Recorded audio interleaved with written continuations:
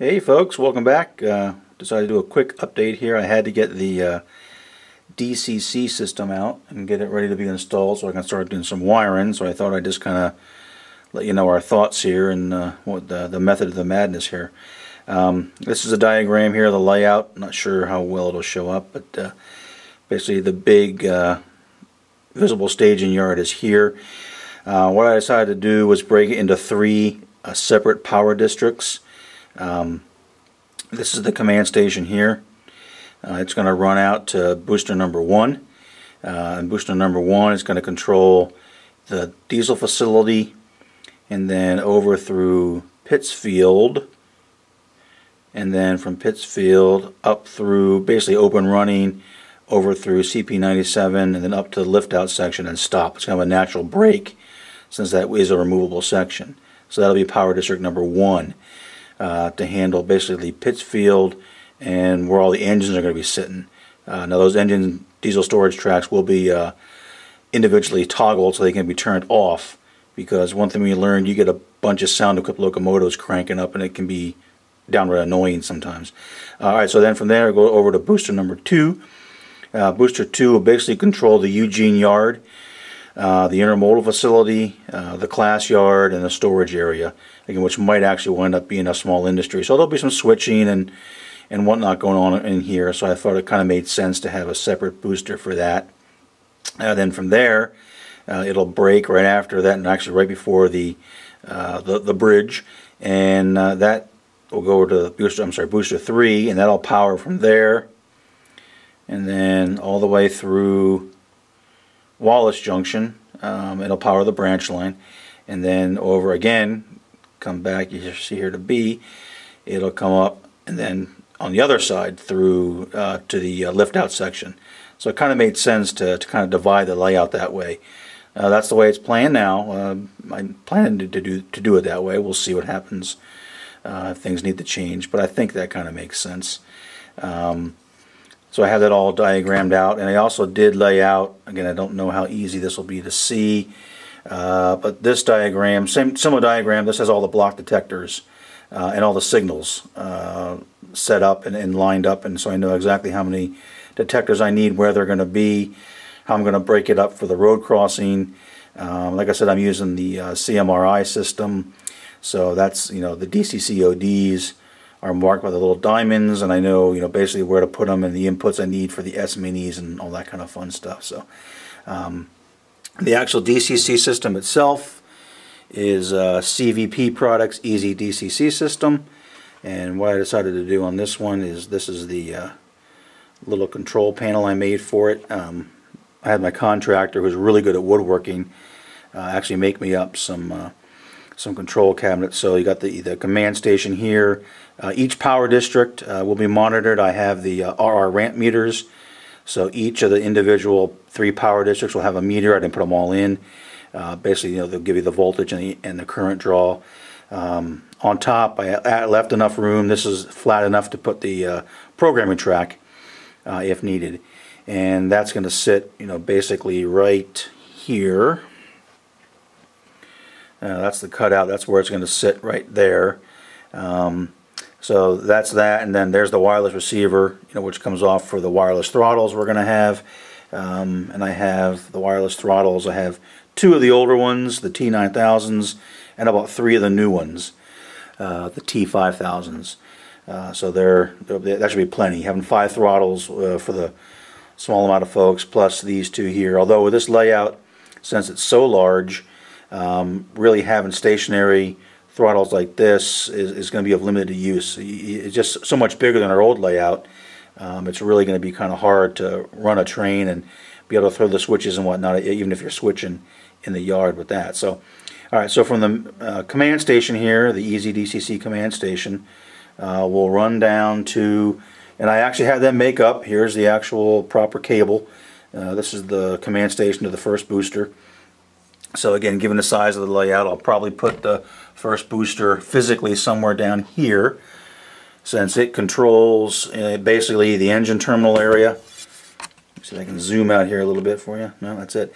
The engine area, and then basically around here like I said, up through Pittsfield, which will be the transformer factory, and then just kind of open main line running, and it controls around, la la la la, beautiful curves, and up to the lift out section over yonder. So that's going to be power district number 1. From there, it'll run with a cable, and again, I had them make up the cables for me. I know I probably could have bought them elsewhere, but there's the appropriate data cable booster to booster. So that'll run from booster 1 underneath here, and then this will go to booster 2. Since booster 2 controls the Eugene yard, which basically is, you know, pretty much all of this area here. I'll locate it somewhere centrally, and then go out to the power bus for the yard itself. And then from booster number 2, I'll run a cable, and again, there it is, yay! The appropriate booster to booster cable. I'll run that down, and it'll go down to booster number 3, and that's going to control basically somewhere from right about here, again over the bridge that hopefully is going to come soon, up around in through Lake City, and then up around the Peninsula Curve, in through, I'm sorry, this is Wallace Junction, see I'm backwards, and then up through Lake City, and then around again in the back there. It'll stop right there at the lift out section. So those will be the 3 power districts. It just seemed to make sense to me. Like I said, each one will have its own individual RR ramp meter for volts and currents, DCC current draw. So that's pretty much it. Just a real quick update, kind of what we're going to do there. I actually need to get these in and installed and wired up. In addition, of course, to all the wiring that needs to happen now. I do have, I think I got 2 500-foot spools, red, black, 12 AWG for the main power bus, and then I bought some 14 AWG for the sub feeder bus.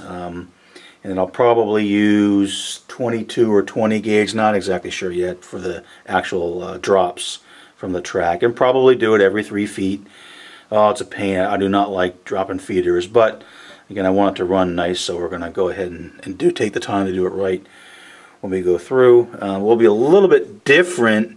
You know, the main power bus obviously will run pretty much, you know, under the whole layout, but since we do have the detectors, you come from the main power bus up through the DCCOD, and then from there actually do a sub bus that'll actually be, you know, basically each of these blocks. You know, for example, you know, here's a block here, and depending on how big that block is, it's got 1 detector, you know, 1 on track 1, 1 on track 2. So the main 12 AWG bus, we'll tap off that with 14 AWG up through there's a pulse transformer on the DCCOD. And then from there, it'll go up and as many feeder drops as I need in each of these individual blocks. So it's a little bit different. Last time on the last layout, it wasn't quite like that, and I just basically ran feeders right off the main bus. So it'll be a little bit more wiring, a little bit more complicated. But again, we're kind of looking forward to having the computer control and being able to kind of run it that way and have it control the signals and all that kind of fun stuff. So. That's it. So that's the kind of the update there. Again, there's the schematic of what we're planning to do. Hopefully it actually works out that way, but I think it should. And like I said, we have the control cabinets ready to go. One will be here. Next to it will be the actual control panel for this end of the yard. The other control panel for the other end of the yard. And this is why we're going to need those wireless throttles. It's going to be sitting right here. I think I've shown this previously, and this is actually the one for the other end of the yard. My contractor just kind of put it together to get an idea. So this is the one for the other side, Eugene East. And again, these are reverse engraved. So we're going to paint these lines and paint in here with acrylic paint for the lettering, but it's all drilled out for the switches and whatnot. And I did make it up since it is going to be computer controlled. However, you can put the machine in hand, and then you can go hand normal, hand reverse, or put it in motor. So I'm sorry, if it's in motor, basically the computer controls it. If you flip it to hand normal, an LED will light, so the operator knows that the switch is actually now in hand control, and then normal reverse. I did not get to the point where there's ways you can actually have interlocks and little keys, and I didn't do that. I mean, that's just a little bit too much.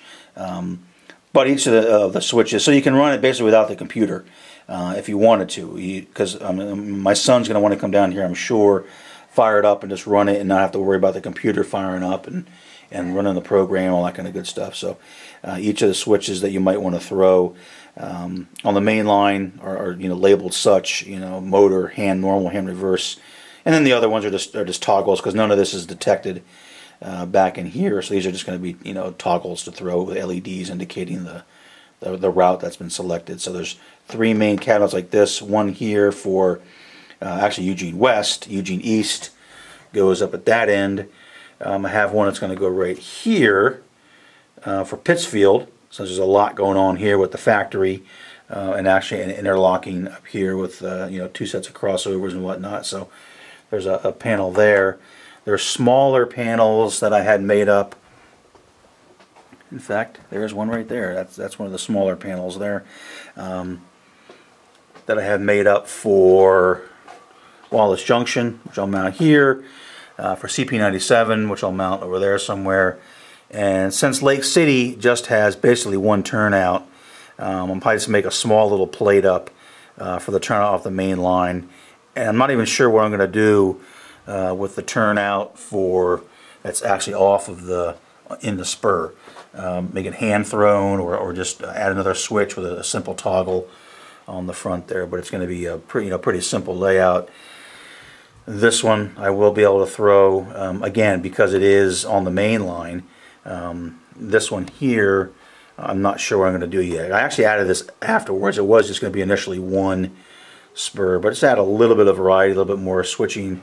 I added another switch there so you could come back here with another small industry there. So that's the plan for right now. So I want to give everyone an update on that. Hopefully that keeps you interested for a little while. Like I said, you got to do a lot of wiring, got to start getting the controls mounted, and we'll keep forging ahead. Thank you very much for watching. Appreciate it. Everyone have a great evening.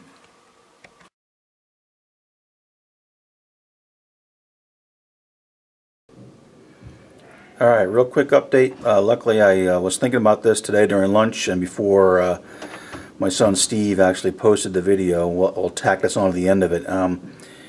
Made a change. Previously I had said I was going to have the command station mounted here in this control panel, which is the same, and then run out way down there to booster 1, and then have booster 2, booster 3. But thinking about that, that's really kind of silly, because you have to run from the command station out to the booster, but then the track, since I'm going to use those RR ramp meters, this has to run back into here through the meter, then from the meter back out. So if I left, for example, booster 1 physically up here, I would just run a length of 12 AWG from there all the way to here through the meter, then all the way back. So to me that just kind of didn't make a lot of sense. So I decided to kind of consolidate things here, and this way I'll go from the command station out to booster 1, and then use the data cable to booster 2, and then physically probably over to booster 3 somewhere back here,